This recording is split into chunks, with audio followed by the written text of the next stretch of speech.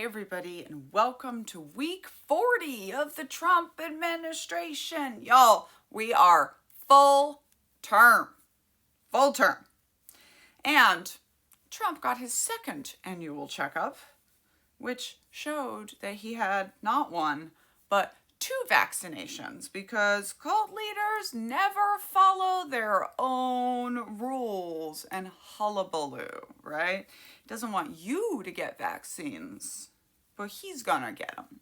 Also said he was 14 years younger than his heart health was 14 years younger than his chronological age, which many doctors have weighed in to tell us, not a thing. Okay, everybody spun the F up about a Qatari Airbase being established in the United States, which of course is not true. They announced a facility that is being built in an airbase in Idaho that already has foreign facilities. This has already been in the works. This was a nothing story. They did this on purpose. And news reporters, journalists, and influencers alike just reported it, and everybody spun up super hard. So I don't know what to say. I had said at the time, this is the kind of civic reasoning that the average American needs to do. Needs to be able to say, I don't care what the Secretary of Defense or the President is saying on television. I know that there's never been a foreign base in America. I don't think that's a thing that the President or the Secretary of Defense can approve. And then go back to their days or go research the story more, because he wants you to spin out. And at this point, I have given the challenge to other breaking news creators that if all of you are doing is spreading the stuff the tyrant is trying to spread, you're helping them win right now. Sharing news without analysis helps them win right now. Okay, so to be clear, we were never going to have a foreign airbase in America. That's not a thing. That's not going to happen. Yes, we have them in other places. That's because we are the power. And we've been in bed with the Qataris for a long time. This is nothing new. This was a nothing story. And they reported it like that on purpose to get you to spin up. Donald Trump has lost in courts a bunch more times, remaining the single president who has been sued the most. And no, he can't do anything that he wants with any of the National Guard. He just keeps getting told no.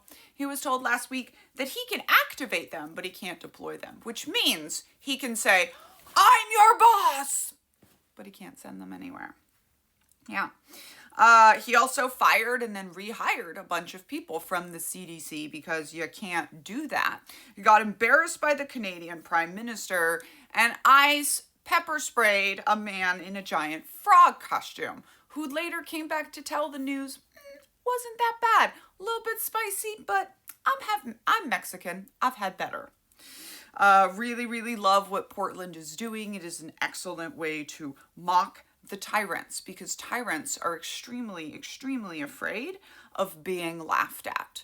And you look really silly as an armed force trying to come against a bunch of blow-up Halloween costumes.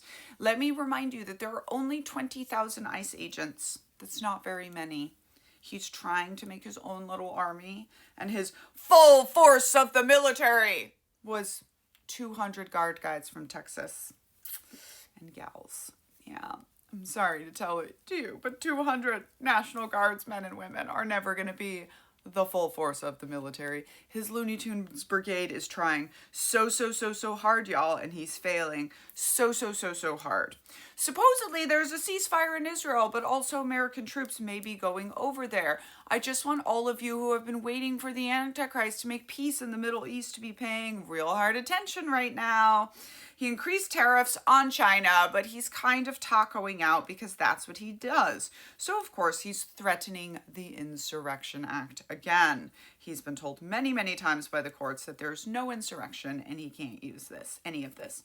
Y'all, this week was good. We started to see a lot of pushback. Hopefully you all are getting more comfortable that he is getting stopped at most of the things he's trying. And finally, the most important thing that happened last week is Knitting Cult Lady decided to host an Angry Knit-In Washington, D.C. We are going to get together March 8th. We're going to raise funds. We're going to bring people in from everywhere. We are going to get together and we are going to have a giant knit-in to show the President of the United States just what we think. Nitpick this administration to death. I, this week, am recording my audiobook, so I won't be doing much. But next week, I'm jumping right into planning. I will keep all of you posted. Thank you so very much. I'm Daniella Mestyanek Youn, scholar of cults, extreme groups, and extremely bad leadership. I wrote a book called Uncultured about growing up in the Children of God religious cult and going into the cult of the U.S. Army. You can get signed copies attached here or listen to me read it to you on Spotify Premium or anywhere you get your audiobooks. I'm going off to record The Culting of America today, so you'll be able to pre-order it here or listen to it, read it digitally, or read it in person. Hang in there, y'all. Got 170 weeks of fascism tug of war to go. Have a day, sir. Stickers in the shop.